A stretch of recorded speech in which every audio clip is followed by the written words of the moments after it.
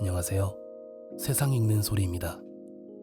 오늘 들고 온 책은 2021년 올해 오디오북 1위를 한 인기 작품이죠.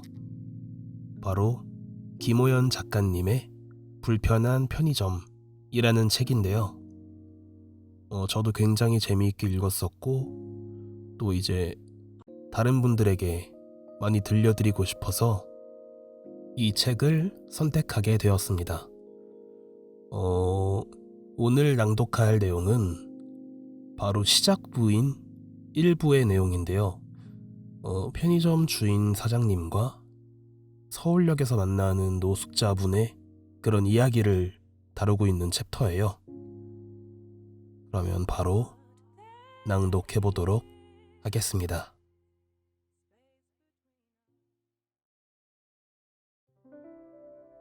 산해진미 도시락. 이명수 여사가 가방 안에 파우치가 없다는 걸 알았을 때 기차는 평택 부근을 지나고 있었다. 문제는 어디서 그것을 잃어버렸는지 도무지 기억이 나지 않는 것이었다. 파우치를 잃었다는 현실보다 감퇴되는 기억력이 그녀를 더욱 불안하게 만들었다. 어느새 식은땀을 흘리며 그녀는 자신의 지난 행적을 필사적으로 떠올려 보았다. 서울역에서 KTX 기차표를 끊을 때까지는 분명 파우치를 지니고 있었다. 그러니 파우치에 든 지갑에서 카드를 꺼내 표를 끊을 수 있었겠지. 이후 대합실 TV 앞에 앉아 24시간 뉴스 채널을 보며 30여 분간 기차를 기다렸다. 탑승하고는 가방을 나는 채 잠시 잠이 들었고 깨어나 보니 모든 것은 그대로였다. 방금 전 휴대폰을 꺼내려고 가방을 열었을 때 안에 있어야 할 파우치가 없는 것에 소스라치게 놀랐을 뿐이었다. 지갑, 통장, 수첩 등 자신의 가장 중요한 것들이 담긴 파우치가 없다는 것에 그녀는 숨이 막힐 지경이었다. 염 여사는 자신이 타고 있는 기차의 속력에 뒤지지 않게 두뇌를 가동해야 했다. 차창 밖으로 빠르게 지나가 버리는 풍경을 되돌리기라도 할 듯 기억을 리와인드했다. 혼잣말에 다리를 떨며 골몰에 있는 그녀의 행동에 옆자리 중년 사내가 헛기침을 했다. 그녀의 몰입을 방해한 건 옆자리 사내의 헛기침이 아니라 가방 안에서 울린 휴대폰 착신 음악이었다. 아바의 노래였는데 곡명이 떠오르지 않았다. 치키티타였나 댄싱 퀸이었나. 아이고 준이야, 할머니가 진짜 치매 오려나 보다. 염 여사는 떨리는 손으로 가방 안 휴대폰을 꺼내고 나서야 곡명이 Thank you for the music이라는 것을 기억해냈다. 동시에 낯선 02번호로 전화가 오는 것을 확인했다. 그녀는 심호흡을 한 뒤 전화를 받았다. 여보세요? 상대방은 대답이 없었다. 다만 주변의 소음이 공공장소임을 짐작해 했다. 누구세요? 영숙이에요? 사람의 목소리라기엔 너무나 거칠고 불분명했다. 마치 겨울잠을 끝낸 곰이 동굴에서 나와 처음 입을 열면 나올 법한 소리였다. 예, 그런데요. 지가요? 맞아요. 주우신 분인가요? 어디시죠? 서울. 서울 어디요? 혹시 서울역 아닌가요? 저 서울역. 그녀는 안도의 한숨을 휴대폰 옆으로 내쉰 뒤 목청을 가다듬었다. 지갑 찾아주셔서 고맙습니다. 그런데 제가 지금 기차 아니고요. 다음 역에 내려 바로 돌아갈 테니까 좀 보관해 주시거나 어디 맡겨 주실 수 있나요? 사례는 제가 가는 대로 해드릴게요. 여기 있죠. 갈 데도 없죠. 그래요? 알겠어요. 서울역 어디서 만날까요? 공항철도 가는 길 GS 편의점이요. 고맙습니다. 빨리 갈게요. 천천히 와요. 알겠어요. 고맙습니다. 전화를 끊고 나자 기분이 묘했다. 휴대폰 너머로 들리는 동물의 음성 같은 어눌한 말투는 그가 노숙자임을 확신케 했다. 무엇보다 갈 데도 없죠라는 말뜻으로 보나 공중전화가 분명한 02번호로 보나 그는 휴대폰이 없는 노숙자가 분명했다. 염 여사는 잠시 긴장하지 않을 수 없었다. 지갑을 돌려준다는데도 뭔가 불안하고 다른 걸 요구할까 두려움이 번졌다. 하지만 전화까지의 지갑을 순순히 돌려준다고 호의를 베푸는 사내가 굳이 해코지를 할 것 같진 않았다. 사례비로 지갑 속 현찰 4만 원을 건네면 충분할 듯했다.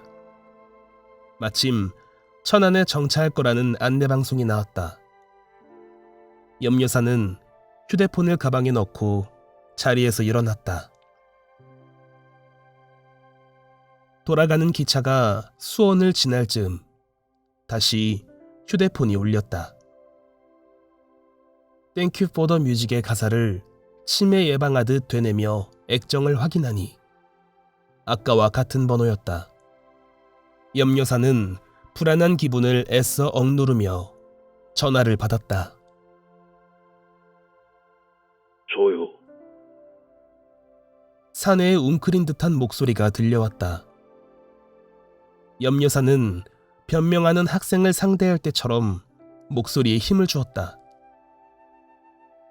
말씀하세요. 선생님, 배가 고파서요. 그래서요? 편의점 도시락 안 돼요. 순간 염 여사의 마음에 미열이 일었다. 선생님이라는 호칭과 도시락이라는 단어가 그녀를 한결 너그럽게 만들어주는 걸 느낄 수 있었다. 그러세요. 도시락 사드시고 목마를 테니 음료수도 같이 사드시고 계세요. 고마워요. 전화를 끊고 얼마 지나지 않아 휴대폰에 결제 문자가 떴다. 이건 마치 편의점 계산대 앞에서 전화한 게 아닌가 할 정도로 재빠른 시간이었다. 많이도 배고픈 걸 보니 그의 정체는 서울역의 맹주, 비둘기의 친구, 노숙자가 확실했다. 자세히 살펴보니 GS 박찬호 투머치 찬 많은 도시락 4,900원이라 떠 있었다. 음료수는 안 사 먹는 걸 보니 염치는 있나 보군. 염 여사는 혹시 모르니 누군가를 불러야 할까 고민했던 마음을 접고 그와 단둘이 만나기로 했다. 이른에 치매 염려 증상이 있다고는 하나 여전히 그녀는 자신의 위험을 믿었다. 교단에서 정년을 맞을 때까지 한 번도 비굴하게 굴지 않고 당당히 온갖 학생들을 상대했던 자신을 믿기로 했다. 서울역에 도착하고 바로 공항철도로 내려가는 에스컬레이터를 발견했다. 에스컬레이터로 내려가자 전방 오른편에 GS 편의점이 있었고 곰의 목소리를 지닌 사내가 도시락에 얼굴을 묻은 채 그 앞에 웅크리고 있었다. 다가갈수록 분명해지는 그의 실체에 그녀는 다시 긴장의 끈을 움켜쥐었다. 대걸레같이 떡이 져 있는 장발의 사내는 얇은 스포츠 점퍼와 더러워져 베이지색인지 갈색인지 모를 면바지를 입고 있었다. 그런 그가 매우 정성스러운 젓가락질로 도시락 속 비엔나 소시지를 집어먹고 있었다. 확실히 노숙자다. 염여사는 마음을 다잡고 다가갔다. 그때였다. 3명의 낯선 사내가 도시락을 먹고 있는 그를 향해 달려들었고 염여사는 놀라서 다가가던 발걸음을 멈출 수밖에 없었다. 3명의 하이에나 같은 사내들 역시 노숙자임이 분명했는데 그들은 도시락 사내를 누르고 뭉갠 채 무언가를 뺏기 위해 안간힘을 써댔다. 그녀는 주위를 돌아보며 발을 동동 굴렀지만 지나는 사람들은 노숙자의 흔한 다툼으로 여기고 힐끔대기만 할 뿐이었다. 사내는 먹던 도시락을 떨군 채 온몸을 공처럼 웅크리고 방어했다. 하지만 결국 놈들에 의해 목이 졸리고 팔이 들리며 지키고 있던 물건을 빼앗기고 말았다. 안절부절 못하며 살피던 염여사의 시야에 놈들이 빼앗은 물건이 확 들어왔다. 자신의 분홍색 파우치였다. 도시락 사내를 떼어내듯 발로 몇 번 밟은 뒤 노숙자 셋이 자리를 뜨기 시작했다. 염여사는 손발이 떨려 어찌할 바를 모른 채 주저앉았다. 그때 사내가 반격하듯 일어나 파우치를 쥔 놈을 향해 온몸을 던졌다. 괴성과 함께 사내가 놈의 다리를 붙잡고 넘어뜨렸다. 놈을 짓누르며 다시 파우치를 빼앗은 사내를 곧 다른 녀석들이 덮쳤다. 순간 염여사의 눈에 불이 들어왔다. 그녀는 벌떡 일어나 그들을 향해 튀어나가며 목에 핏대를 세웠다. 야 이놈들아, 그거 놓지 못해? 그녀의 고함과 돌진에 녀석들이 멈칫했다. 달려간 그녀는 가방을 들어 맨 앞에 녀석의 머리를 내리찍었다. 놈이 고통스러워하자 다른 녀석들이 일어나 뒷걸음질치기 시작했다. 도둑이야! 내 지갑 훔쳐간다! 이놈들이다! 염여사의 앙칼진 외침에 사람들이 멈춰서 관심을 주기 시작하자 녀석들이 하나둘 몸을 돌려 달아나기 시작했다. 오직 도시락 사내만이 품 안에 파우치를 끌어안은 채 웅크리고 있었다. 그녀는 사내에게 다가갔다. 괜찮아요? 사내가 고개를 들어 염여사를 올려다보았다. 맞아서 부은 눈두덩이, 코피와 콧물이 섞여 나오는 코, 수염으로 가려진 입이 마치 사냥을 나갔다가 다쳐 돌아온 원시인처럼 보였다. 사내는 그제야 자신을 공격하던 놈들이 사라진 것을 깨달은 듯 서서히 몸을 일으켜 앉았다. 염여사 역시 손수건을 꺼내 그런 사내 앞에 웅크리고 앉았다. 순간 노숙자 특유의 퀴퀴하고 역한 냄새가 코에 훅 들어왔다. 염여사는 숨을 참으며 그에게 손수건을 건넸다. 사내는 고개를 저은 뒤 점퍼 소매로 쓱 코를 문질렀다. 그녀는 행여 파우치에 사내의 피와 콧물이 묻을까 염려가 드는 스스로에게 짜증이 일었다. 진짜 괜찮아요? 사내가 고개를 끄덕이곤 염여사를 살폈다. 유심히 살피는 사내의 눈빛에 그녀는 잠시 자신이 무얼 잘못한 거라도 있나 걱정이 들었고 어서 자리를 뜨고 싶은 마음이 앞섰다. 그래, 이제 파우치를 돌려받아야겠다. 고마워요. 그거 챙겨줘서. 사내가 자신의 왼팔로 감싼 파우치를 오른손으로 짚더니 그녀에게 건넸다. 그런데 염여사가 파우치를 받으려는 순간 사내가 다시 그것을 자기 품으로 회수했다. 놀란 그녀를 꼼꼼하게 살피며 그가 파우치를 열었다. 뭐 하는 거예요? 주인, 맞아요? 그럼요. 내가 주인이니까 알고 온 거잖아요. 아까 나랑 통화한 거 기억 안 나요? 터무니없는 그의 의심에 염여사는 기분이 나빠지려 했다. 사내는 가타부타 말없이 파우치를 뒤져 지갑을 찾았고 거기서 신분증을 꺼내 살폈다. 주민번호요. 아니, 내가 지금 거짓말하는 것 같아요? 확실해야 해요. 이거 주인 돌려줄 책임이 있어요. 거기 주민등록증에 내 사진 붙어 있잖아요. 비교해봐요. 사내는 맞아서 부은 눈을 끔뻑이며 주민등록증과 염여사를 번갈아 살폈다. 사진 안 같아 보여요.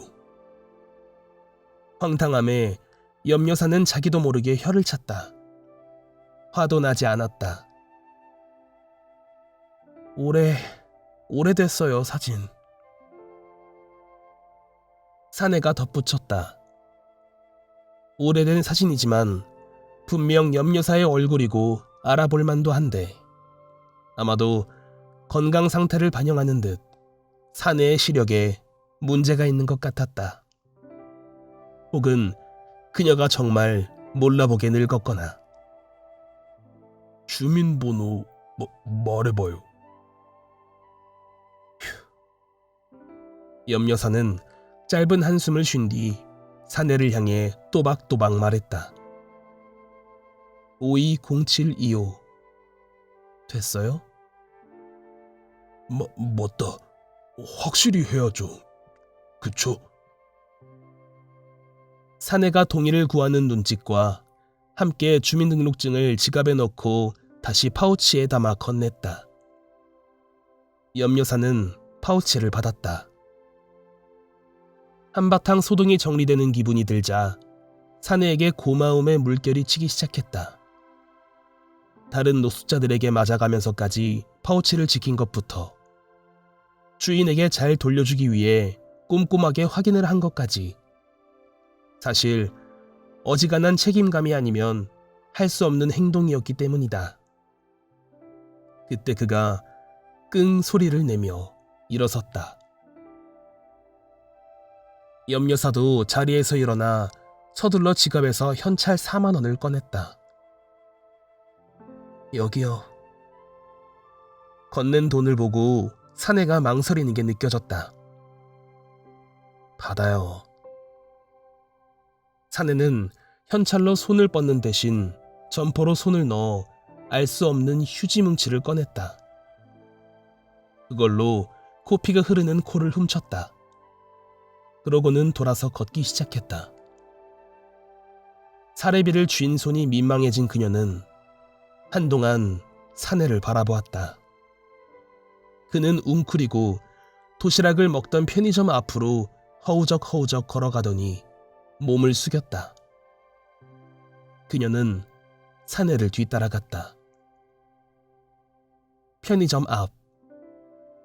아까 먹던 도시락이 뒤집어진 광경을 보며 사내는 혼잣말을 하고 있었다. 뒤이어 탄식하는 소리도 들렸다. 한동안 그의 뒷모습을 살피던 염여사가 몸을 숙여 등을 두드렸다.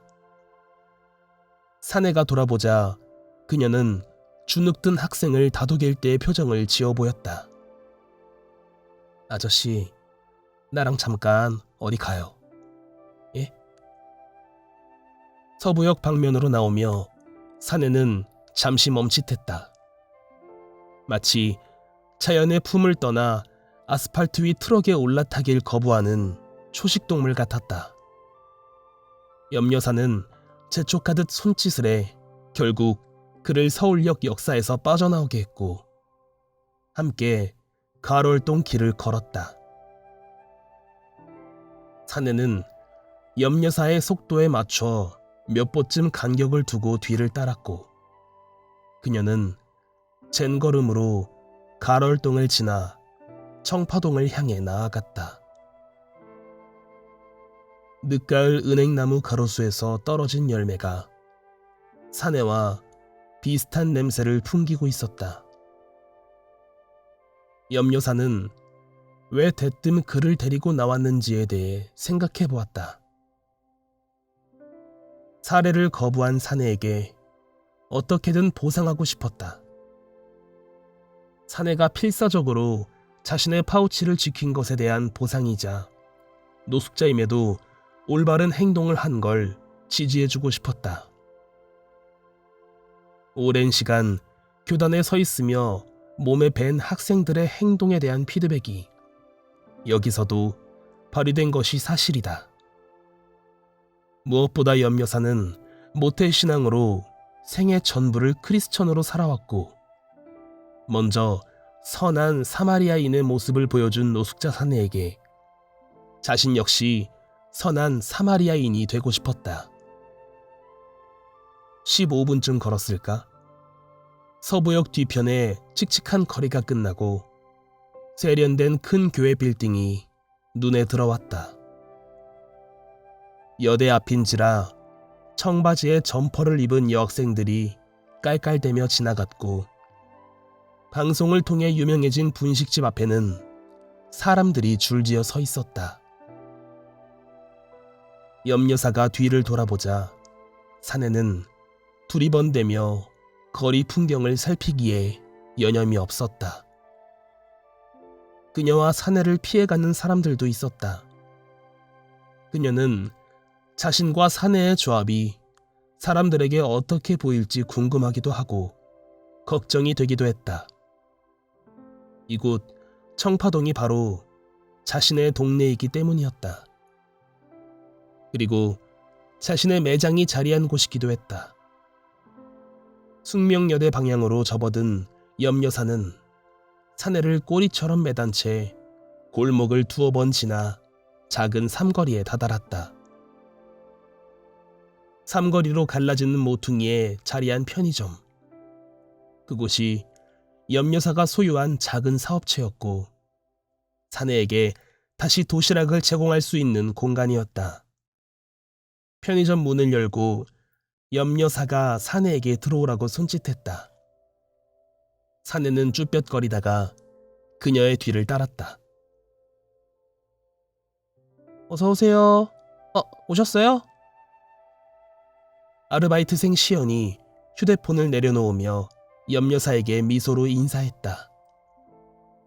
염여사도 미소로 답하는데 순간 시연의 표정이 뜨악해지는 게 보였다. 괜찮아. 손님이야.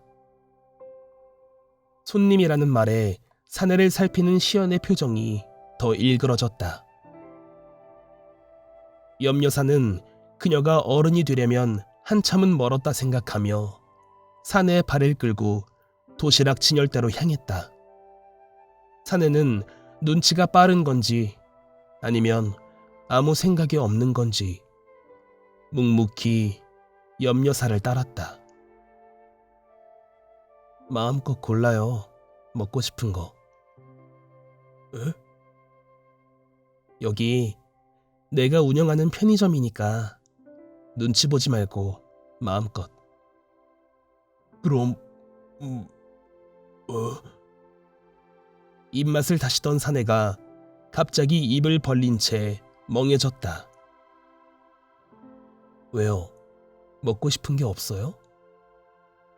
박찬호 도시락 없어요. 여긴 GS 편의점이 아니에요. 박찬호 도시락은 GS에서만 팔거든요. 여기도 맛있는 거 많아요. 한번 골라봐요.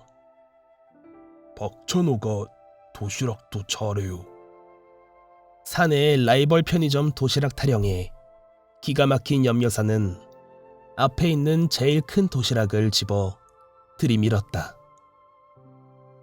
이거 먹어요. 사내진미 도시락. 이거 반찬도 많고 좋아. 도시락을 받아든 사내는 신중하게 반찬의 가짓수를 세어보았다. 12찬이다. 그거면 노숙자에겐 수라상이다. 이 녀석아, 염여사가 도시락을 탐구하듯 살피는 사내를 보며 속갯말을 했다. 확인이 끝났는지 사내는 고개를 들고 그녀에게 꾸벅 인사했다. 그러고는 마치 자기 지정석인 양 가게를 나가 야외 테이블로 향했다. 녹색 플라스틱 야외 테이블은 금세 사내의 작은 식탁이 되었다. 사내는 마치 귀중품을 다루듯 도시락 뚜껑을 연 뒤 정성을 들여 젓가락을 갈라 2개로 만든 후 밥을 한술 떠 입에 넣었다. 염여사는 사내의 행동 하나하나를 살피다 돌아서 컵 된장국을 하나 집어와 계산대에 올렸다. 시연이 바로 알아채고 바코드를 찍었고 염여사는 된장국에 온수를 부은 뒤 수저를 챙겨 밖으로 나갔다. 같이 먹어요. 국물이 있어야 좀 낫지. 염여사가 내려놓은 된장국과 그녀의 얼굴을 번갈아 살피던 사내는 수저를 건넬 새도 없이 들어 한 모금 마셨다. 그는 뜨거움 따윈 잊은 듯 된장국의 반을 후루룩 마신 뒤 고개를 끄덕이곤 다시 젓가락질을 했다. 편의점으로 들어가 종이컵에 물을 따라온 염여사는 그것을 사내의 옆에 내려놓은 뒤 맞은편에 앉았다. 그녀는 사내가 도시락 먹는 걸 바라보았다. 겨울잠을 자고 나와 배고픈 건지, 겨울잠을 자기 위해 영양을 채워야 하는 건지, 아무튼 꿀통 파먹는 곰꼴이다. 노숙자라면 하루 3끼 온전히 먹기도 힘들 텐데 덩치는 또 왜 저렇게 좋은 걸까? 그녀는 노숙자가 살이 찌는 게 빈곤층의 비만율이 높은 것과 같은 이치가 아닐까 생각했다. 아니면 너무 허겁지겁 먹어서 그럴지도 모르겠다. 천천히 먹어요. 아무도 안 뺏어 먹으니까. 사내가 볶음 김치 국물을 입에 묻힌 채 염여사를 올려다보았다. 아까의 경계 어린 눈빛이 아닌 고분고분한 표정이었다. 맛있어요. 사내가 옆에 둔 도시락 뚜껑을 보고는 다시 덧붙였다. 진짜 사내 진미. 사내는 말을 끝맺는 대신 고개 숙여 꾸벅 인사를 하곤 다시 된장국을 들어 마셨다. 제법 안정감 있게 행동하는 걸 보니 허기를 채워 정신이 든 듯했다. 남은 어묵볶음을 젓가락질하는 그를 보며 염여사는 묘한 만족감을 느꼈다. 얼마 안 남은 어묵볶음을 집요하게 집으려 하는 그의 안간 힘에서 삶의 숭고함을 엿보았기 때문이다. 앞으로 배고플 때 이리로 와요. 언제라도 도시락 먹고 가요. 사내가 젓가락질을 멈추더니 눈을 동그랗게 뜨고 그녀를 응시했다. 알바들에게 말해둘 테니 돈 낼 거 없이 그냥 먹으면 돼요. 폐기된 거 말이죠. 아니, 새 거 먹어요. 왜 폐기된 거를 먹어요? 알바들 폐기된 거 먹어요. 나 그거 아주 최고예요. 우리 편의점은 폐기된 거 안 먹여요. 알바한테도 당신한테도. 그러니까 제대로 된 거 먹어요. 내 그리 말해둘 테니까. 사내가 잠시 어리둥절하더니 다시 꾸벅 인사를 하고 어묵볶음 조각을 집으려 애썼다. 염 여사는 진작 가져온 수저를 그제야 그에게 건넸다. 그가 수저를 봤더니 침팬치가 스마트폰을 보듯 잠시 멈칫했다. 하지만 곧 한 번 배운 자전거 타기를 시간이 지나도 몸이 기억하는 것처럼 수저로 어묵볶음 조각을 긁어모아 담았다. 그런 뒤 만족스럽게 그것을 입으로 가져갔다. 깔끔하게 비운 플라스틱 도시락에서 고개를 든 사내가 염 여사를 보았다. 잘 먹었습니다. 고맙습니다. 나야말로 파우치 지켜줘 고마워요. 그게 원래 두 놈이 챙겼어요. 두 놈요? 예, 그래서 나 두 놈 혼내고 뺏었어요. 그 지갑 든 거. 그럼 내 파우치를 훔친 놈들에게서 댁이 그걸 굳이 뺏었다는 거예요? 나한테 돌려주려고? 사내가 고개를 끄덕이며 염 여사가 떠다준 종이컵에 물을 마셨다. 두 놈이면 나 이겨요. 셋은 힘들어. 걔들 다음에 따로 나한테 혼나요.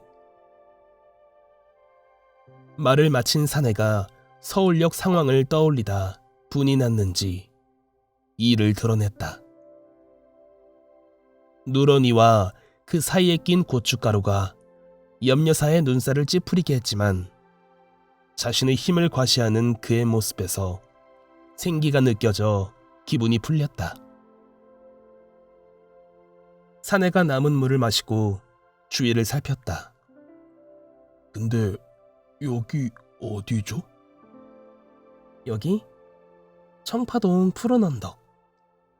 푸른 언덕. 좋네요. 사내가 우거진 수염 속 입꼬리를 올리곤 도시락과 된장국 용기를 집어들고 일어났다.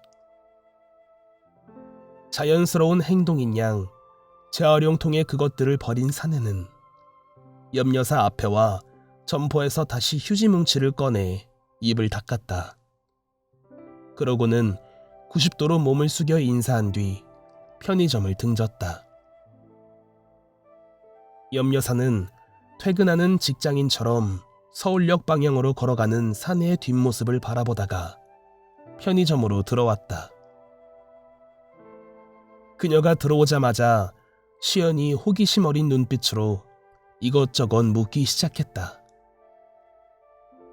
염 여사는 파우치를 잃어버렸다는 걸 깨달은 기차 안 상황에서부터 지금까지의 일을 털어놓았다.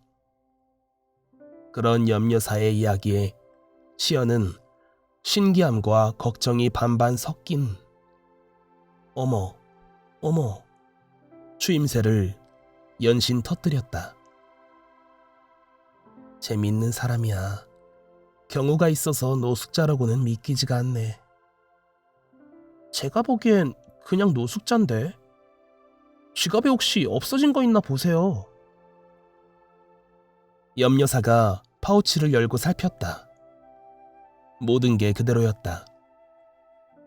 시연을 향해 그것 보라는 듯 웃던 염 여사가 문득 지갑에서 신분증을 꺼내 들어보였다. 달라 보이니? 똑같으신데요? 흰머리 조금 빼곤 하나도 안 늙어 보이세요. 염 여사는 직접 주민등록증의 증명사진을 자세히 들여다보았다. 확실히 증명사진과 지금의 자신은 꽤 달라 보였다. 분하지만 그 사람 말이 맞네. 예? 경우가 있어. 시연이 넌 배려가 있고. 염 여사는 시연에게 앞으로 그 덩치 큰 노숙자 사내가 오면 도시락을 주라고 한 뒤 알바 모두에게 전하라고 지시했다. 시연은 마뜩잖은 표정을 지어 보이면서도 편의점 단톡방에 염여사의 지시사항을 올리기 시작했다.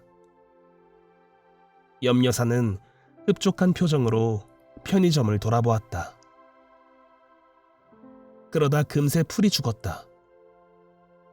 노숙자 사내가 도시락을 먹는 동안 왔다 간 손님이 전혀 기억나지 않았다. 정말로 치매일지도 모른다는 걱정에 침이 다 쓰게 느껴졌다. 그럼에도 선행을 받았고 베풀었다. 이 정도면 괜찮은 하루였다고 생각하기로 했다. 그런데 부산 안 가세요? 아이고, 내 정신 좀 봐. 아직 하루는 끝나지 않았다. 늦게라도 오늘 밤까진 부산에 도착해야 했다.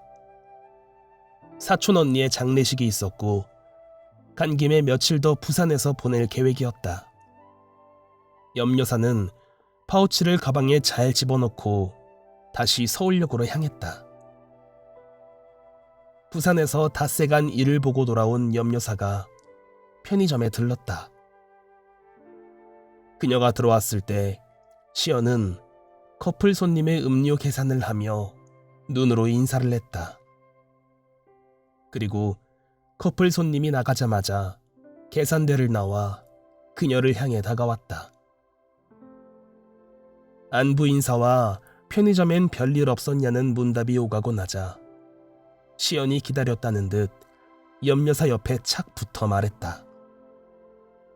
사장님, 그 사람 매일 하루도 안 빼놓고 왔어요. 누구 말이냐? 아, 노숙자 사네. 예, 매일 제 시간에 와서 도시락 하나씩 꼬박꼬박 먹고 갔어요. 다른 알바들 타임에는 안 왔다더냐? 예, 제 시간에만 왔더라고요. 그럼 그 사람이 너 좋아하는 거 아니니? 염여사의 짓궂은 농담에 시연이 질색하는 표정을 지으며 눈을 흘겼다. 염여사는 웃으며 농담이라는 말로 시연의 투정을 받아주었다. 근데요 사장님, 생각해보니까 제 시간에만 오는 게 저녁 8시 폐기 시간 맞춰 오는 거더라고요. 뭐? 새거 주라고 했잖니? 말했죠. 근데 새거 드시라 해도 곧 죽어라 폐기 도시락 먹겠다고 우기더라고요. 그래도 내가 새거 주겠다고 말했는데 성의 없게 됐잖아.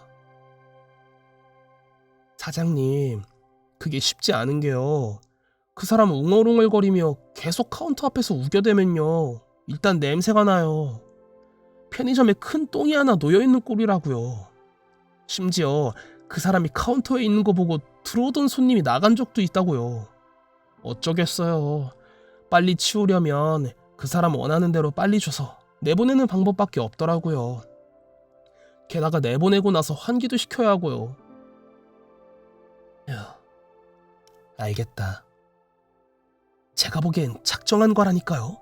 어떻게 귀신같이 알았는지 도시락 폐기 시간 딱 맞춰 오더라니까요. 경우가 있어. 역시. 어제는 좀 늦길래 어디 아픈가 걱정이 다 되더라고요. 시연이 혀로 입술을 쓸며 정말 걱정하는 모습을 보이자 염여사는 헛웃음이 나왔다.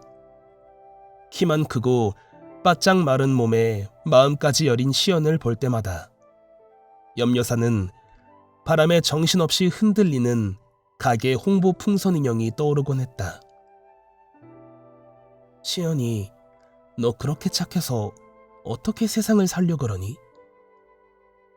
사장님이야말로 노숙자한테 도시락을 맨날 주실 순진한 생각을 하시다니. 그 사람이 불쑥 동료들까지 데려오면 어쩌려고 그러셨어요. 시연이 되받아친다. 아무렴 풍선 인형도 탄력이 있다.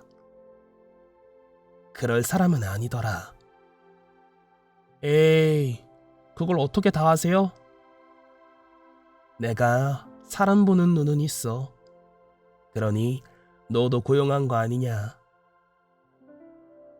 역시 대단하세요. 존재하지 않는 막내딸 같은 시연과의 대거리는 늘 즐겁다. 염여사는 어서 시연이 공무원 시험에 합격해 당당히 이곳을 뜨기를 바라면서도 한편으로는 편의점을 떠날 그녀를 생각하니 서운함이 벌써 뭉게뭉게 일었다. 딸랑 방울소리와 함께 손님이 들어오고 시연이 인사와 함께 카운터로 돌아갔다. 염여사는 편의점을 돌아보며 남은 도시락을 살폈다. 조만간 도시락 폐기 시간에 한번 나와보기로 마음을 먹었다. 이름도 모르는 노숙자 사내에 이름을 묻기 위해. 그날 밤 집에와 TV를 보며 까무룩 잠이 들었던 염여사는 전화벨 소리에 깼다. 액정을 보니 아들이란 단어가 떠 있었고 시간은 자정을 막 지나고 있었다. 그 두 가지 조합이 주는 부담에 뱃속에서 신물이 올라오는 걸 느끼며 전화를 받았다. 역시 취기 가득한 목소리가 휴대폰 너머에서 들려왔다. 아들은 그녀가 부산에 다녀온 줄도 몰랐고 그녀의 생일이 내일인 것도 몰랐다. 그럼에도 염여사를 사랑한다고, 사랑함에도 효도를 잘못해 죄송하다고 말했다. 반복된 레퍼토리의 결말은 역시 편의점 상태에 대한 존재론적인 질문이었다. 염여사는 네가 신경 쓸 것 없다고 말했다. 아들의 대답은 늘 그렇듯 장사가 안 되는 편의점을 정리해 자신의 사업에 필요한 자금을 대면 어머니가 더 여유 있고 평온하게 사실 수 있다는 뜬구름 잡는 소리였다. 참다 못한 염여사는 세게 던지고 말았다. 민식아, 가족한테 사기치는 거 아니다. 엄마는 왜 나를 못 믿어요? 아들이 정말 그럴 사람이야? 역사교사로 정년을 보낸 내가 한마디 하자면 국가고 사람이고 다 지난 날을 가지고 평가받는 거란다. 네가 그동안 한 짓들을 떠올려 봐라. 너는 너 자신을 믿을 수 있니? 엄마, 나도 외로워. 누나도 엄마도 왜 날 더 외롭게 하는 거야? 가족이? 대체 왜? 술주정하는 거면 전화 끊어라. 엄마! 전화를 끊고 염여사는 주방으로 향했다. 심장이 기름 튀는 불판에 올려진 것처럼 아팠다. 통증이 지글거리는 소리를 내며 가슴 전체를 압박해왔다. 그녀는 냉장고를 열고 캔맥주를 따서 벌컥벌컥 들이켰다. 가슴의 불을, 심장의 고통을 끄기라도 할 기세로 마시다 보니 사례가 들려 캑캑거려야 했다. 술 취한 아들의 흰 소리를 잊기 위해 술을 마시는 자신의 모습이 한심했다. 어떻게 해야 할지 정말 모르겠다. 깔끔한 판단력과 결단력으로 지금까지 인생을 무난하게 살아왔다고 생각했다. 하지만 자식의 문제는 늘 그녀를 고장난 저울로 만들었다. 편의점을 정리해 아들놈의 사업인지 사기인지를 돕는다고 치자. 잃는다고 치고 그럼 무엇이 이어질까? 그건 아마 남은 유일한 재산인 이 방 2개 빌라겠지. 청파동 언덕에서 20년째 빛바랜 채 서 있는 9옥 빌라의 3층. 염려사의 마지막 터전까지 빨리고 나서야 아들은 실패를 멈출지도 모르겠다. 인정하기 싫지만 아들은 못난이의 준사기꾼이다. 며느리 역시 그걸 알게 되었는지 결혼 후 2년이 되어갈 즈음 부랴부랴 이혼했고, 그때는 며느리의 야멸찬 결정에 분노했지만 결국 잘못은 대부분 아들에게 있다는 걸 인정할 수밖에 없었다. 이혼 후 3년간 아들은 남은 재산마저 다 털어먹고 초라한 꼴이 되었다. 이럴 때 유일하게 도울 수 있는 엄마인 나는 뭘 하고 있는 걸까? 서울역 노숙자의 끼니는 걱정하면서 집 나가 술 취해 허덕이고 있는 아들은 왜 못 챙기는 걸까? 염 여사는 맥주를 마저 비운 뒤 식탁에서 곧장 기도를 드리기 시작했다. 할 수 있는 것은 기도와 간구뿐이었다. 생일을 맞아 염 여사는 딸과 사위, 그리고 무한한 행복인 손녀 준이와 함께했다. 이번엔 딸네 가족이 청파동으로 오지 않고 자신들 동네의 주상복합 건물 내 한우집으로 그녀를 초대했다. 딸의 동부 이촌동 하이에코 빌리지와 염 여사의 청파동 빌라는 같은 용산구에 자리하지만 하늘과 땅만큼의 간극이 있다. 용산구가 바야흐로 서울에서 강남 3구 다음으로 부동산이 비싼 동네가 되었지만 염 여사의 청파동은 여전히 언덕의 오밀조밀 빌라와 대학 하숙촌이 자리한 서민 동네다. 딸과 사위는 늘 은행이 집주인이라며 말을 돌리지만 야무지게 돈을 모아 준이가 중학교에 갈 때쯤이면 강남의 알짜배기 땅으로 진군한다는 걸 목표로 하고 있다. 염 여사는 자신의 보수적인 경제관념과는 다른 공격적이고 야심찬 재테크와 살림을 보이는 게 딸의 능력인지 사위의 재주인지 가끔 궁금했으나 그 모든 게 두 사람에게 시너지로 작용한다는 걸 이해하게 되었다. 결혼한 뒤로 딸은 점점 딸 같지 않아 보이고 사위는 더욱 사돈댁 사람 같아 보였다. 다행이라면 아들처럼 다투고 이혼하는 것보단 죽이 맞아 잘 사는 딸네 가족이 그나마 덜 걱정된다는 것이다. 하지만 염 여사는 대화의 방향이나 결, 모든 것이 달라진 딸과의 관계가 용산에서 강남으로 넘어갈 때쯤이면 그 물리적 거리만큼이나 더 멀어질 것이라는 걸 어렴풋이 느끼는 중이었다. 그런 와중에 한우라니, 비싼 집으로 소문난 이곳을 엄마의 생일이라고, 장모의 생일이라고 이렇게 모시다니. 솔직히 감동보다는 부담이 앞서는 게 사실이다. 그동안 딸네 가족은 늘 숙대 입구에 한 돼지갈비집에서 염 여사의 생일을 챙겨왔기 때문이다. 불편한 마음으로 앉아있던 염 여사는 손녀 준이를 보며 웃음을 머금었다. 물론 준이는 스마트폰으로 유튜브를 보느라 할머니의 눈길은 신경도 쓰지 않지만 그래도 좋을 따름이다.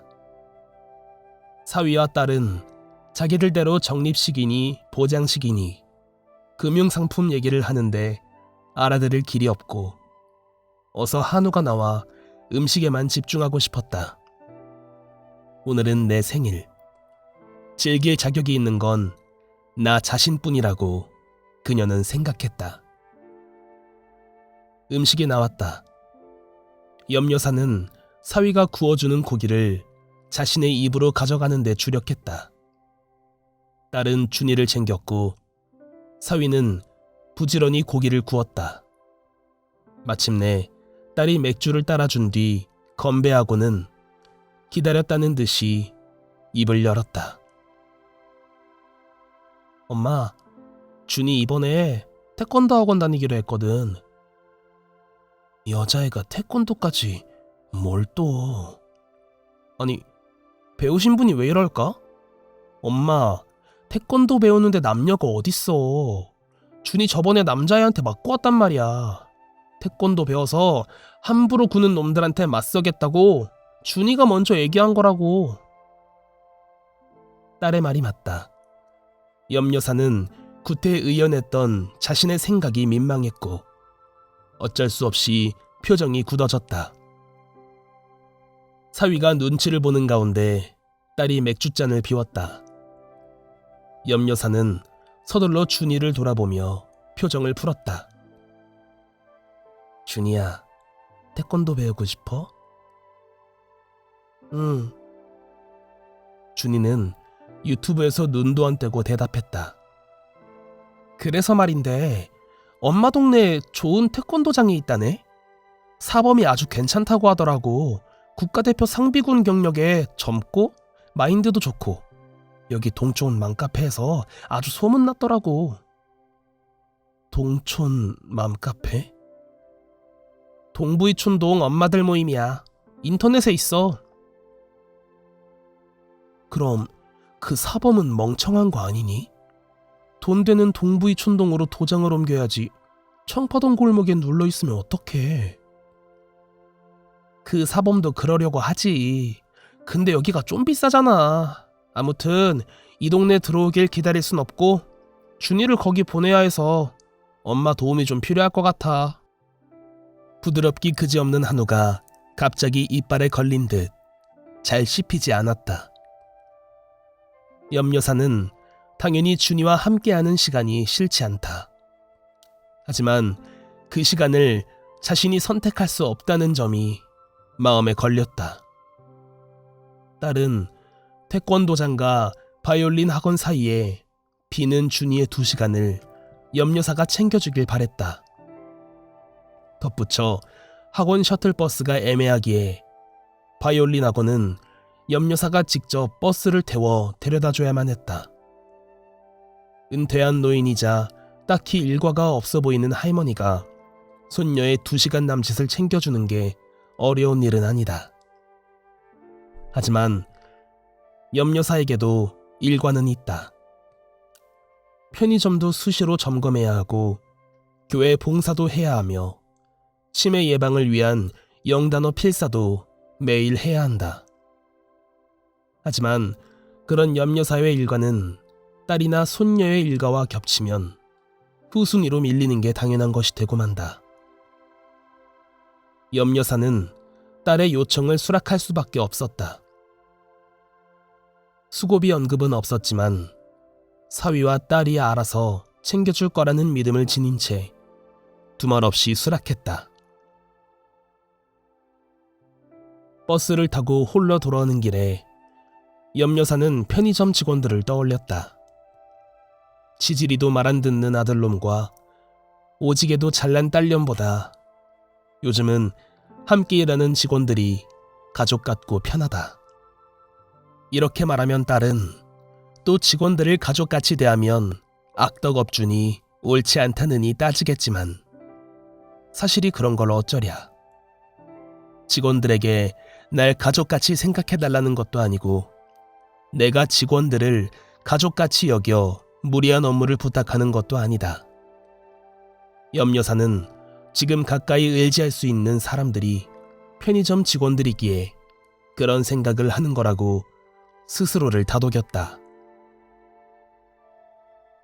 오전에 편의점을 책임지는 오 여사는 동네에서 20년을 알아온 친구이자 같은 교회 성도이기도 하다.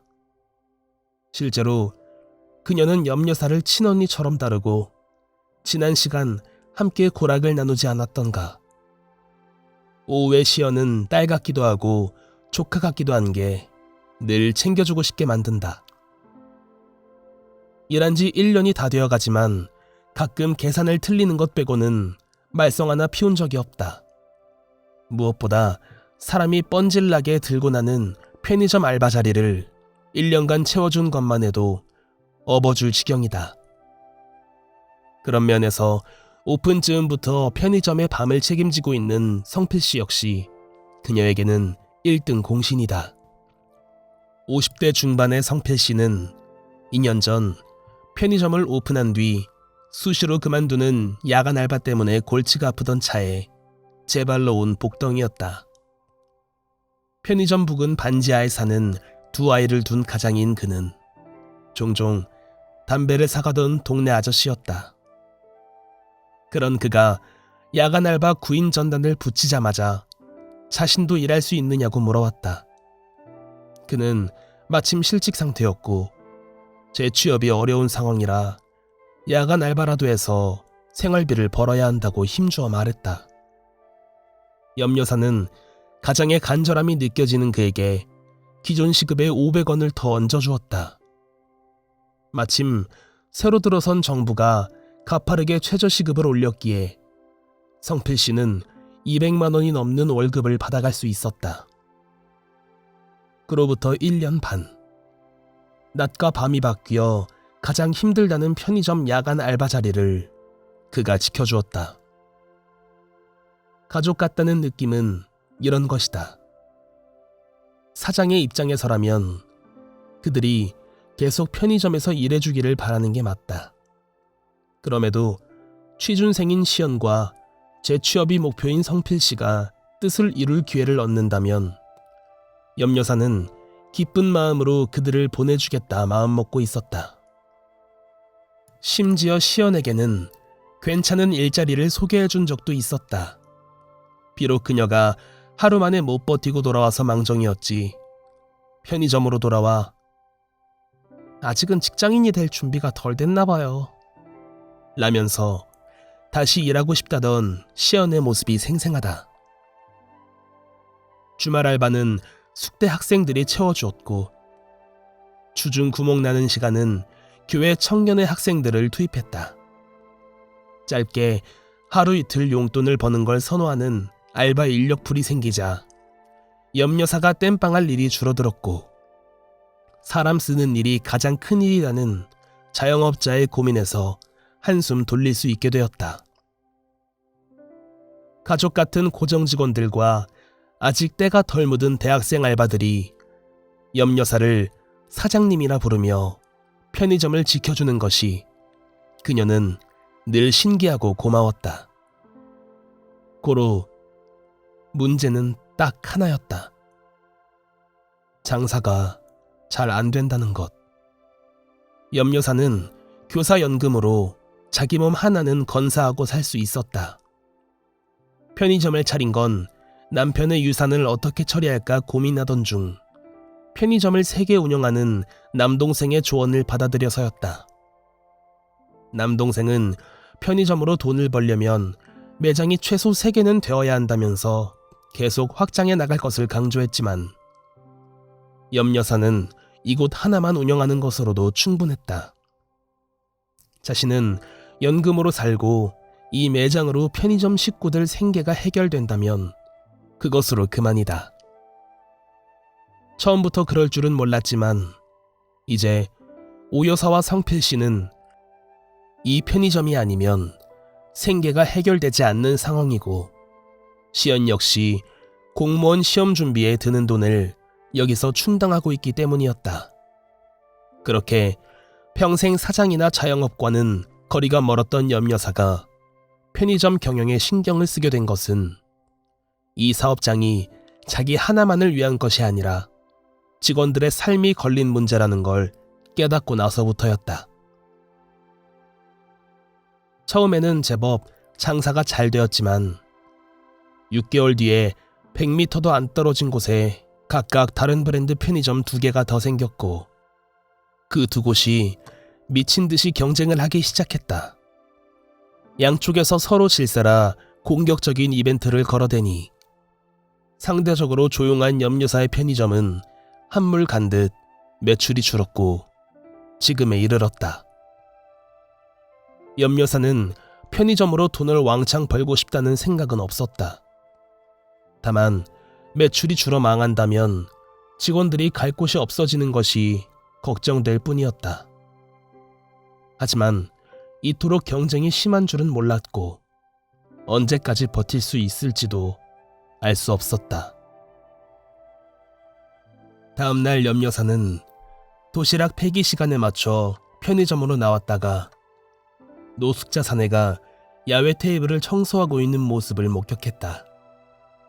가을 저녁에 쌀쌀함이 느껴지는 가운데 사내는 수그린 채 담배꽁초와 종이컵, 맥주캔을 주섬주섬 줍고 있었다.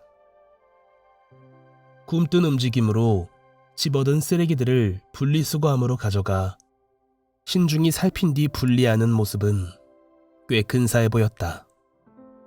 그때 시연이 도시락을 들고 나와 야외 테이블에 내려놓으며 사내에게 기척을 했다. 돌아본 사내는 대면대면 몽례를 하고 시연도 몽례를 하고 돌아서다가 지켜보는 염료사와 딱 마주쳤다. 어머, 오셨어요? 도시락 챙겨드리는 거니? 예, 청소도 저분이 도와주시니까 고맙잖아요. 시연이 빙긋 웃고는 편의점 안으로 들어갔고 노숙자 사내가 염려사의 시선에 다시 들어왔다. 노숙자 사내도 그녀를 보고 꾸벅 인사한 뒤 도시락 뚜껑을 열었다. 염려사는 말없이 그의 앞에 가 마주 앉았다. 도시락은 레인지에 데웠는지 김이 올라오고 있었고 사내는 염려사가 신경 쓰이는 듯 잠시 뜸을 들이다가 그녀가 손으로 식사하라는 신용을 하자 젓가락을 들었다. 그런 뒤 점퍼 주머니에서 녹색 병을 꺼내는 게 아닌가. 소주가 반쯤 든 녹색 병의 뚜껑을 딴 사내는 치우다 남은 종이컵에 술을 따랐다. 염려사는 딱히 제지하지 않고 그가 반주와 함께 도시락을 해치우는 걸 바라봤다. 곧 사내도 그녀를 불편해하지 않으며 식사에 열중했다. 사내가 도시락과 소주를 모조리 해치울 즈음 염려사는 편의점으로 들어가 캔커피 2개를 가지고 나왔다. 다시 맞은편에 앉은 뒤 캔커피를 건네자 사내가 반색을 했다. 고개를 숙이고 커피를 따 꿀물 마시듯 그가 들이켰다. 염려사도 마셨다. 늦가을의 스산한 기운이 따뜻한 캔커피에 녹는 기분이었다. 여름에는 맥주를 마시는 손님들이 떠들거나 담배를 피워대 민원도 들어오고 쓰레기도 함부로 버려 관리가 힘들지만 편의점 야외 테이블은 확실히 동네의 쉼터이자 작은 여유가 있는 곳이다.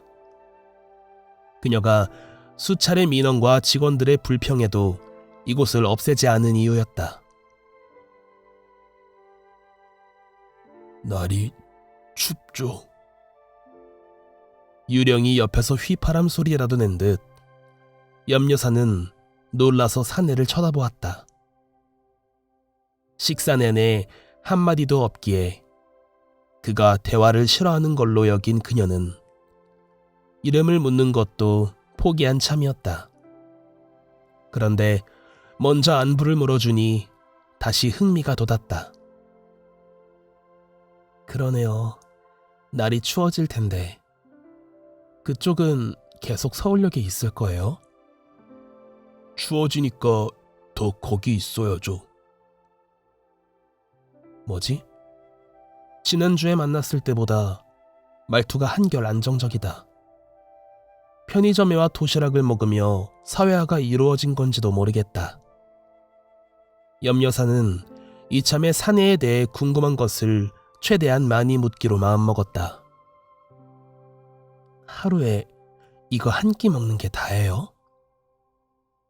종교 행사가 점심 먹는데 찬송가 시켜 싫어요. 하긴 좀 그렇겠죠. 그런데 집이 어디예요? 돌아갈 생각은 안 해봤어요? 몰라요. 그럼 그쪽 이름이라도 알 수 있을까요? 몰라요. 자기 이름도 모른다고요? 나이는요? 전에 뭐하고 살았어요? 몰라요. 말은 텄는데 답은 모르쇠다. 이러면 묵비권과 뭐가 다른가? 눈치가 빠른 염여사조차도 사내가 진짜로 자기 이름을 모르는 건지 모르는 척 하는 건지 가늠이 되지 않았다. 하지만 그녀는 포기하지 않기로 했다. 교감을 하려면 어떻게든 서로의 호칭을 정리해야 했다. 그럼 내가 그쪽을 어떻게 불렀으면 좋겠어요? 사내가 대답 대신 시선을 서울역 쪽으로 돌렸다. 돌아가고 싶은 건가? 자신이 아는 유일한 공간으로. 그때 그가 고개를 돌려 염여사를 정면으로 응시했다.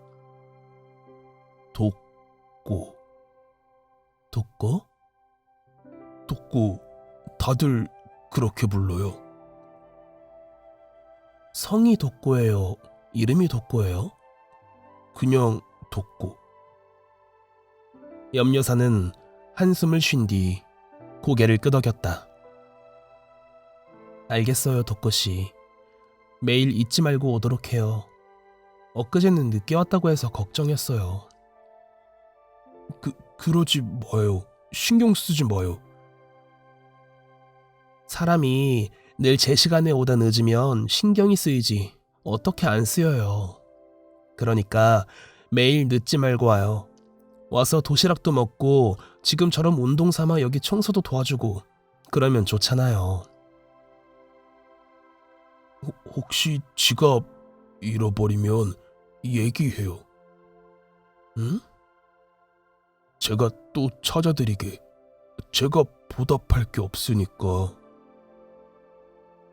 독고씨, 경우 바른 줄 알았더니 그쪽 도움 받으려고 일부러 지갑을 잃어버리라고요? 아니요, 잃어버리면 안 되고 아무튼 뭐든 도울 거 있으면 말해요. 염여사는 기특한 마음과 허탈한 기분이 동시에 들었다. 고양이 손이라도 빌려야 할 정도로 도움이 절실하진 않다. 아니면 그에게도 우리 편의점이 한심해 보이는 걸까? 그녀는 독고씨를 바라보며 대화를 마무리하기로 했다. 독고씨 먼저 스스로를 도우세요. 그가 면구스러운 표정을 지으며 고개를 숙였다. 뭐 이런 걸로 주눅이 들 것까지야. 그리고 도시락을 먹게 해주는 건 독고씨를 조금이라도 돕고 싶어서예요. 그러니 여기서 소주를 먹는 걸 가만둘 순 없어요. 도시락은 안주가 아니라 끼니예요. 독고씨가 술 취하는 걸 내가 도울 순 없습니다. 한 병 간에 기별도 안 가는데. 어쨌든 난 원칙이 있는 사람이에요. 이 야외 테이블은 내 소유고 여기서 소주는 허락할 수 없으니 그렇게 알아요. 독고씨가 말없이 침을 삼켰다. 뒤이어 소주병으로 시선을 옮기더니 가만히 집어들었다. 염여사는 그가 그걸로 공격이라도 하는 게 아닌가 잠시 긴장했다. 하지만 그는 소주병을 빈 도시락 용기 위에 얹은 뒤 일어나 어슬렁어슬렁 분리수거 공간으로 이동했다. 염여사는 조용히 안도의 한숨을 내쉬었다. 돌아온 독고씨는 예의 그 점퍼에서 알 수 없는 휴지 뭉치를 꺼내 테이블을 닦은 뒤 그녀에게 꾸벅 인사를 했다. 염여사는 독고씨라 불리는 사내에 멀어져가는 뒷모습을 눈으로 배웅했다. 독고, 홀로 고독하다는 뜻일까? 아니면 독거인으로 살아서 독고라고 불리게 된 걸까? 이름만큼이나 쓸쓸한 그의 뒷모습을 그녀는 당분간 신경 쓰지 않기로 했다. 사장님, 죄송하지만 급하게 그만두어야 할 것 같습니다. 그날 시연과 수다를 떨며 편의점의 저녁 시간을 지키던 염여사는 막 출근한 성필 씨의 말에 당황하지 않을 수 없었다. 그는 얼마 없는 머리숱을 손으로 쓸어대며 아는 분을 통해 중소기업 사장의 운전기사 일을 얻었다고 했다.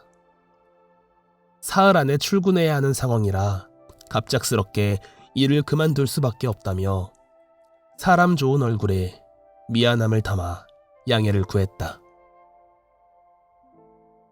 야간 알바는 편의점에서 가장 힘든 시간대여서 인력 역시 구하기 어려웠다. 지난 1년 반 동안 성필 씨가 묵묵히 지켜준 덕에 별다른 걱정 없이 밤을 보냈는데 다시 이 자리가 비게 된다. 구할 순 있어도 금방 그만두는 바람에 수시로 땜빵을 서야 한다. 안정적인 야간 알바를 구할 때까지 앞으로 한동안 그렇게 보낼 생각을 하니 염여사는 벌써부터 머리가 지끈거렸다. 염여사는 성필 씨가 재취업으로 편의점을 떠날 때 기쁘게 응원해주기로 마음먹었던 것을 떠올렸다. 그녀는 성필 씨에게 그동안 편의점의 밤을 잘 지켜줘 걱정 없이 지낼 수 있었다고 덕담을 건넨 뒤 보너스를 챙겨주겠다고 덧붙였다. 성필 씨는 감동한 표정을 지으며 남은 사흘도 마저 애쓰겠다고 답했다. 사장님 좀 멋진데요? 성필 씨가 조끼를 챙겨 입으러 창고에 간 사이 시연이 엄지를 치켜 세우며 말했다. 시연이 너도 합격만 해. 합격만 하면 출근 정장은 내가 사주마. 진짜요? 비싼 거 사도 돼요? 신입이 비싼 옷 입고 출근하면 찍혀. 무난한 걸로 사줄게. 그니까 공부 열심히 해. 예. 그나저나 당장 야간 알바를 구해야지. 너 친구들 중에 노는 애들 좀 알아봐라. 나도 교회 청년회에 말해놓을 테니까. 저 커미션 주는 거죠? 그래. 대신 못 구하면 네가 야간 알바하는 거야. 그건 싫어요. 사흘 안에 사람 못 구하면 너 아니면 내가 해야 해. 오 여사는 아들 때문에 안 되고 우리밖에 더 있니? 그럼 이 할머니가 야간에 여길 지키면 물건 다 진열할 수 있겠니? 어떻게 생각하니? 염여사가 일장연설을 하자 시연이 애매한 표정을 지으며 눈을 굴렸다. 알아볼게요. 노는 애들 많아요. 짱 좋은 사장님 있다고 해. 그럼요. 염여사는 쏟아지는 물품 박스를 보며 한숨이 절로 나왔다.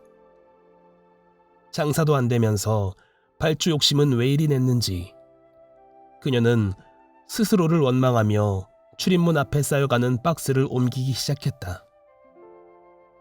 배송 매니저는 출입문까지만 배송해준다. 여기서부터 창고까지는 편의점 직원이 직접 옮겨야 한다.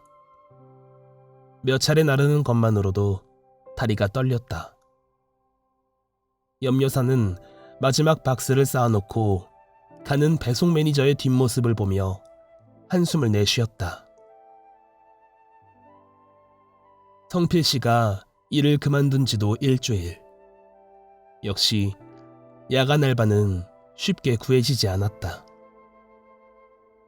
처음 사흘은 몇 달 뒤 입대를 앞둔 교회 청년이 자원했지만 고작 며칠 일하고는 부모님이 반대한다는 뻔한 거짓말을 남기고 꽁무니를 빼고 말았다.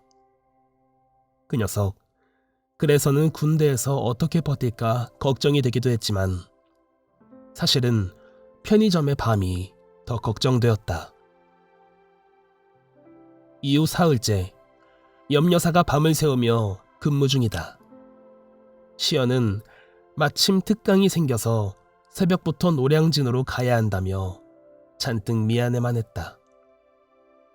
얄미운 지고 진짜로 열심히 공부하는지 문제라도 출제해 확인해보고 싶은 심정이었다.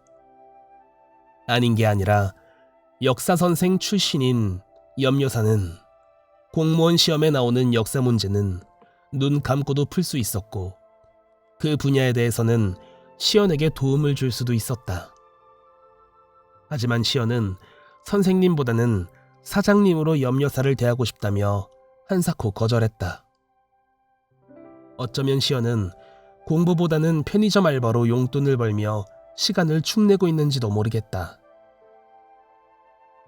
또 남을 걱정하고 있다. 당장 야간 알바를 구해야 하는 게 내 문제다. 낮에는 아들에게 전화를 걸었다가 우라만 치밀고 말았다. 아들놈은 1. 자기가 백수인 줄 아냐면서 2. 설령 백수가 맞더라도 나 같은 고급 인력이 편의점 야간 알바나 할 순 없다며 3. 그러게 편의점을 팔지 않고 왜 그 고생을 하냐며 4. 이참에 팔고 자신의 새 사업에 투자하고 쉬시라는 실로 도움은커녕 오는 사람 뺨 때리는 발언을 쏟아냈다. 염여사는 너는 편의점에서 껌 하나 못 얻어먹을 거라고 선언한 뒤 전화를 끊었다. 그리고 맥주를 한 캔 다 마신 뒤 쓰러져 잠들었다가 알람 소리에 일어나 시연을 교대해주러 편의점으로 온 것이다. 아들놈 때문에 술이 늘어간다. 교인으로서 이래도 되는 걸까? 하나님은 왜 아들과 골칫거리를 주고 또 술을 주시는 건지 염여사는 도무지 알 수 없었다. 창고로 물품 박스를 다 옮기고 검수까지 마치고 나자 자정이 지났다. 이제는 발주한 물건을 진열해야 했다. 그래서 다시 꼬박 3시간을 더 도토리 나르는 다람쥐처럼 창고와 진열대 워크인을 오갔다. 끝나고 나니 새벽 4시. 그녀는 카운터에 상체를 기댄 채 감기는 눈에 힘을 주며 하품을 했다. 그나마 손님이 없어서 다행이지 안 그랬으면 큰일 날 뻔했다는 생각이 들었다.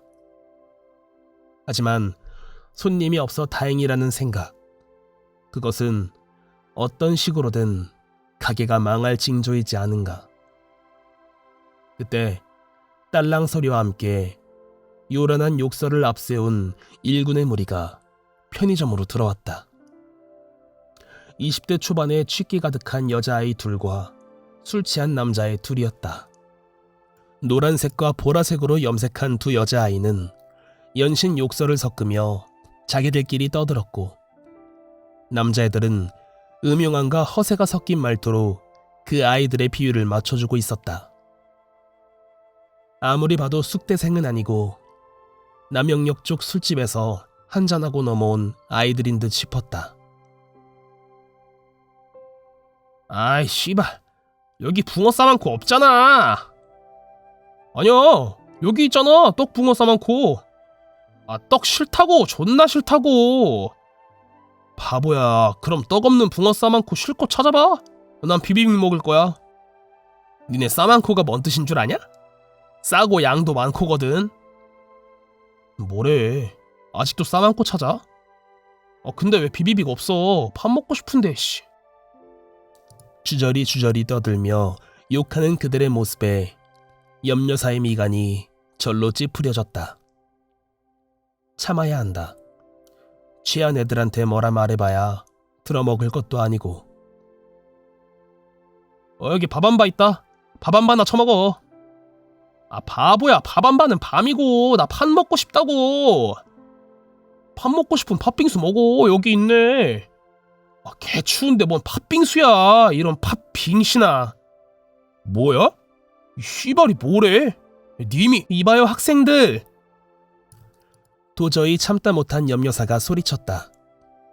뒤이어 남의 매장에서 함부로 욕하지 말고 빨리 사서 집에 가라는 말을 마구 쏘아붙였다.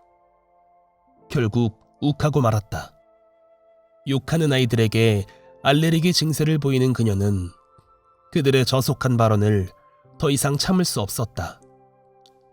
하지만 그들은 염여사의 학생도 단정한 청년들도 아니었다. 오히려 술 취한 불량배라고 할 수 있었고 급기야 염여사를 향해 인상을 구긴 채 다가오는 4명의 마귀가 되었다. 긴장한 염여사는 침을 꿀떡 삼켰다. 앞서 다가온 머리를 노랗게 염색한 여자애가 바닥에 침을 뱉었다. 할매 구미호야? 목숨 몇 개 있어? 너희들이 먼저 소란 피웠잖니. CCTV에 다 나올 거야. 염여사는 애써 평정심을 유지하고 경고했다. 그때 보라색 여자애가 염여사 앞에 들고 온 붕어 싸만코를 부서질 듯 내려놓았다. 계산이나 해. 확 붕어 눈깔 만들어버리기 전에. 두 여자애는 깔깔 비웃으며 염여사에게 당장이라도 손찌검을 날릴 태세였고 사내의 둘은 뒤에서 이 광경을 보며 실실거리고 있었다. 순간 염여사도 독이 올랐다. 염여사는 물러나지 않기로 했다. 너희들에게 안 팔아. 나가. 안 그러면 경찰 부를 테니까. 그러자 노란 여자애가 붕어 싸만코 하나를 집어들더니 염여사의 머리를 톡 쳤다. 순식간에 벌어진 일에 염여사는 눈만 동그랗게 뜨고 어찌할 바를 몰랐다. 할매 아까 뭐랬어? 이봐요 학생들? 우리가 어딜 봐서 학생이야. 씨발 꼰대들은 걸핏하면 젊은 사람 다 학생이래. 나 학교 안 다니거든. 나 할매 같은 선생 죽박 날려 퇴학당했거든. 노란 여자애가 다시 붕어 싸만코로 염여사의 볼을 치려는 순간 염여사가 여자애의 손목을 꽉 잡아버렸다. 너 혼나볼래 진짜? 염여사는 있는 힘을 다해 여자의 손목을 꽉 잡았다. 노란 여자애는 기성을 지르며 반항했지만 그녀의 악력을 이기지 못했다. 오히려 염여사가 손을 놓자 반항하던 힘을 어쩌지 못하고 털썩 주저앉았다. 그 모습에 보라색 아이가 염여사의 어깨를 틀어쥐었고 염여사는 반사적으로 여자의 머리채를 잡아 붕어 싸만코가 놓인 계산대 위로 눌렀다. 붕어 눈깔을 만든다고? 그게 어른한테 할 소리니? 염여사는 보라색 여자의 바라게도 한동안 그녀의 머리를 흔들어 혼을 쏙 빼준 뒤 놓아주었다. 곧 여자애는 정신이 다 나간 표정으로 가쁜 숨을 내쉬며 기침을 캑캑 해댔다. 그러자 사내 놈들의 표정이 험악해졌다. 염여사는 서둘러 유선 전화기에 수화기를 내려놓았다. 이대로 놔둔 채 시간이 흐르면 가까운 지구대로 자동으로 연결된다. 노인네가 진짜 돼지라고 환장을 했나? 사내의 하나가 포스기를 부술 듯 달려들었다. 놀란 염여사가 계산대 끝으로 물러났다. 그러자 녀석은 피식 웃으며 수화기를 들더니 유선 전화기에 올려놓았다. 누군 편의점 알바 안 해본 줄 아나? 수화기 왜 내려놓은 건데? 경찰 불러 뭐 할 건데? 실수였다. 수화기를 내려놓기보다 포스기 긴급 버튼을 눌렀어야 했다. 녀석은 다시 한번 희죽 웃고는 일행에게 외쳤다. 야, 처발러. CCTV 녹화기 챙기면 돼. 돈도 챙기고. 염여사는 등골이 차가워지는 걸 느끼며 꼼짝할 수 없었다. 사내놈들이 흥분한 채 괴성을 지르기 시작했고 여자애들은 포스기에 달려들었다. 겁에 질린 염여사는 어찌할 바 모른 채 손만 떨고 있었다. 그때 딸랑 소리와 함께 문이 열리며 누군가 들어왔다. 야, 이 개자식들아! 천둥이 치는 것 같은 목청이었다. 사내애들과 여자애들의 시선이 한순간에 문으로 향했다. 염여사 역시 간신히 고개를 들어보니 독꽃이었다. 분명 독꽃이었다. 어른한테 이게 무슨 짓이야? 쩌렁쩌렁 소리치는 독꽃이는 웅얼거리며 말하던 노숙자 사내도 엉거주춤 움직이던 병든 곰 같은 모습도 아니었다. 염여사는 구원의 군대가 강림한 듯 독꽃이를 보며 감탄할 따름이었다. 하지만 젊은 불량배들 눈에는 독꽃이가 결코 그렇게 보이지 않는 듯했다. 뭐야 이 개뼈다고는. 냄새. 이 새끼 노숙자 아니야?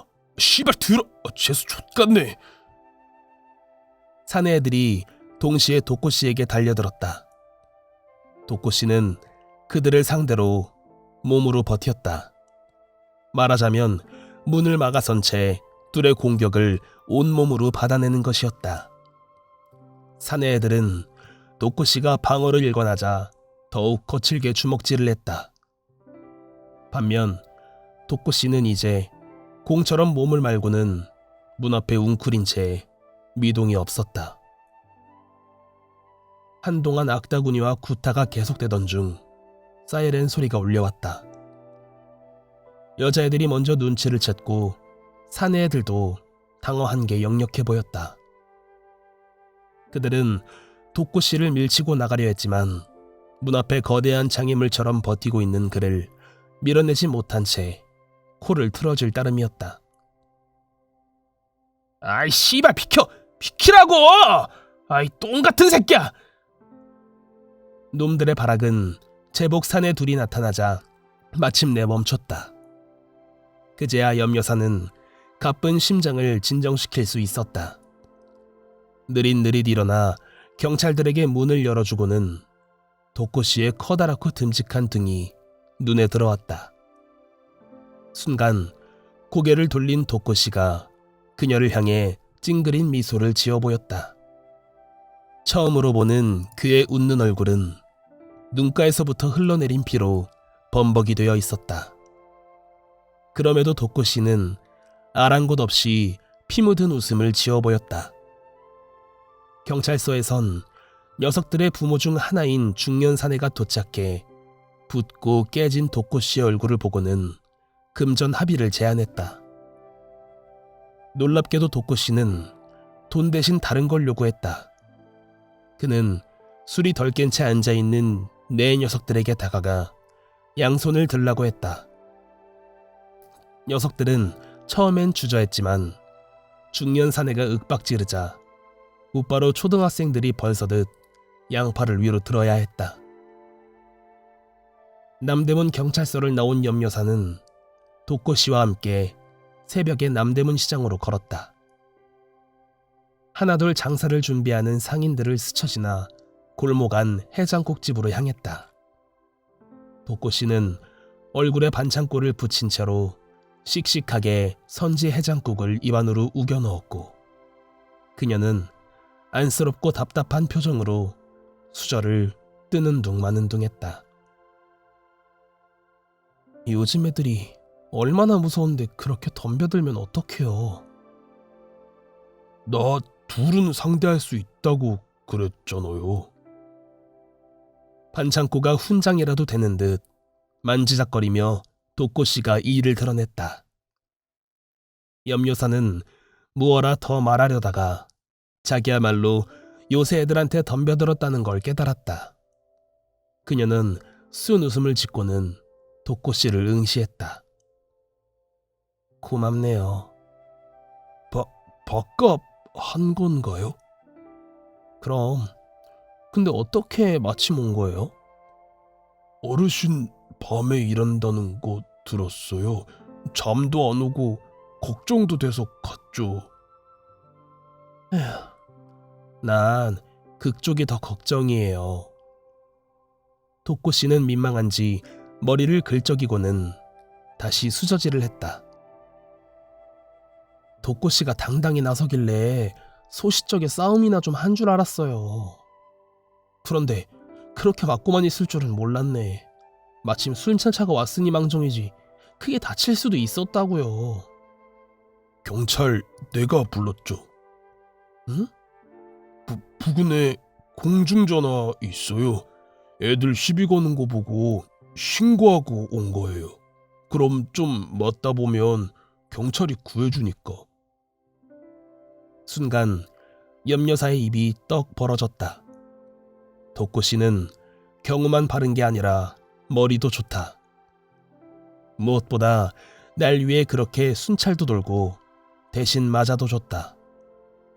순식간에 감탄과 감동이 염여사의 머릿속에 뭉게뭉게 차올랐다.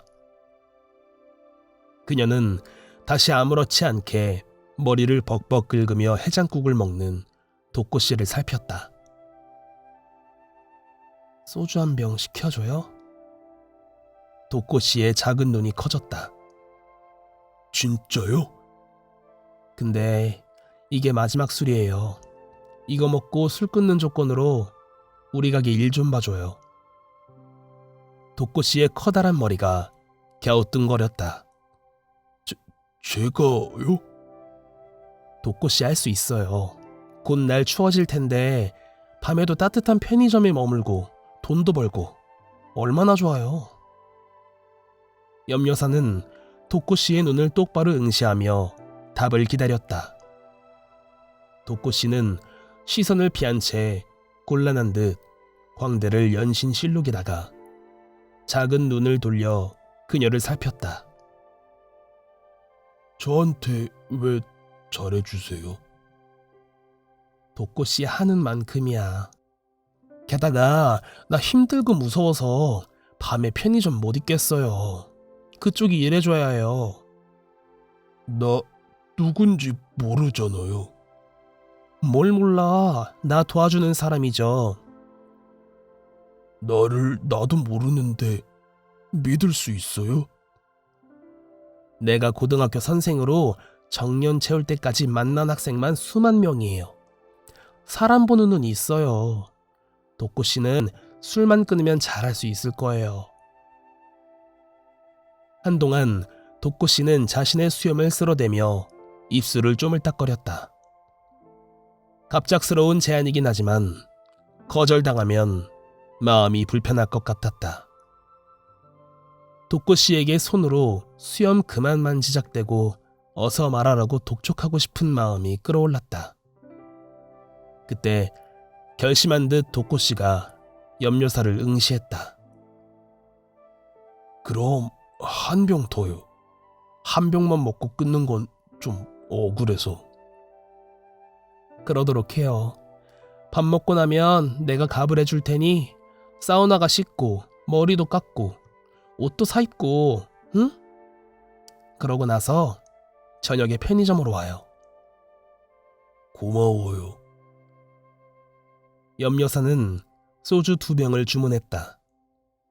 곧 나온 소주 1병을 그녀가 직접 뚜껑을 따 도꼬 씨에게 따라줬다. 그리고 자신의 소주잔도 채웠다. 두 사람은 건배로 고용계약을 마무리 지었다.